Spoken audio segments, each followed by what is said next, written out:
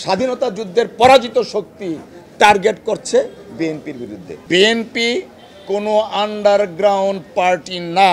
এই জুলাই গণ অভ্যুত্থানের পরে দু একটা রাজনৈতিক দল আছে, তারা বিএনপিকে টার্গেট করেছে।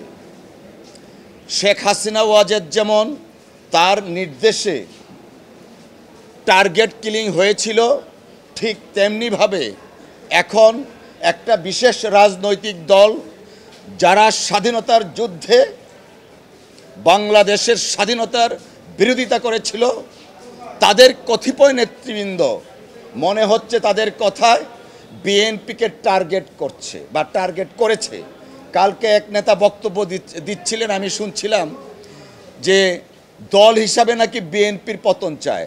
সেই নেতার এইটুকু কি মাথায় ঢুকলো না?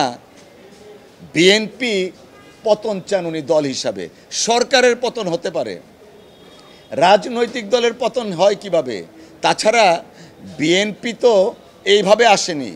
এই দেশের যিনি স্বাধীনতার সংগ্রামে মুক্তিযুদ্ধে যিনি স্বাধীনতার ঘোষণা দিয়ে দেশকে স্বাধীন করেছিলেন, সেই নেতা শহীদ রাষ্ট্রপতি জিয়াউর রহমান সাহেবের প্রতিষ্ঠিত দল। এই দেশে যিনি গণতন্ত্র পুনরুদ্ধার করেছেন, সংসদীয় গণতন্ত্র কায়েম করেছেন, দেশনেত্রী বেগম খালেদা জিয়ার দল। গত 17 বছর যিনি রাত দিন পরিশ্রম করে ছাত্র জনতাকে নেতৃত্ব দিয়ে ফ্যাসিস্ট হাসিনাকে বিদায় করেছেন, এই দল হচ্ছে জনাব তারেক রহমান সাহেবের দল। বিএনপি কোনো আন্ডারগ্রাউন্ড পার্টি না। বিএনপির কোনো নেতাকর্মী অন্য দলে বর্ণচূড়া হয়ে আশ্রয় নিয়ে তাদের স্বরূপ উন্মোচন করে না। অতএব আমি অত্যন্ত বিনয়ের সাথে বলবো, প্রাণ সসের মাখামাখি টেস্ট নুডলসকে করে তোলে আরো ইয়ামি, আরো জোস। প্রাণ সস, সসের বস। রাজনৈতিক সহনশীলতা এবং শিষ্টাচার বজায় রেখে যেন অন্যান্য রাজনৈতিক দল, যারা পার্টিকুলারলি 1-2টা রাজনৈতিক দল যারা বিএনপিকে টার্গেট করে কথা বলছে, তারা যেন এই সমস্ত কথা থেকে বিরত থাকেন। দেশের মানুষ মুখিয়ে আছে আগামী নির্বাচনে এই সমস্ত অপকর্ম বা টার্গেট যারা করছেন তাদের জবাব দেওয়ার জন্য। যদি দেশের মানুষের প্রতি আস্থা থাকে, যদি গণতন্ত্রের প্রতি আস্থা থাকে, যদি সাংবিধানিক ধারাবাহিকতার প্রতি আস্থা থাকে, যদি আইনের শাসন কায়েম করতে চায়, তাদের এই সমস্ত টার্গেট প্রপাগান্ডা, সোশ্যাল মিডিয়াতে টার্গেট প্রপাগান্ডা থেকে বিরত থেকে জনগণের কাছে যান, নির্বাচন করুন। নির্বাচনের মাধ্যমে যদি জনগণ আপনাদেরকে ম্যান্ডেট দেন, তাহলে আপনারা আপনাদের জায়গায় যাবেন। অন্যথায় রাজনৈতিক শিষ্টাচার এবং সহনশীলতা বজায় রাখবেন, এই প্রত্যাশা দেশের মানুষ করে।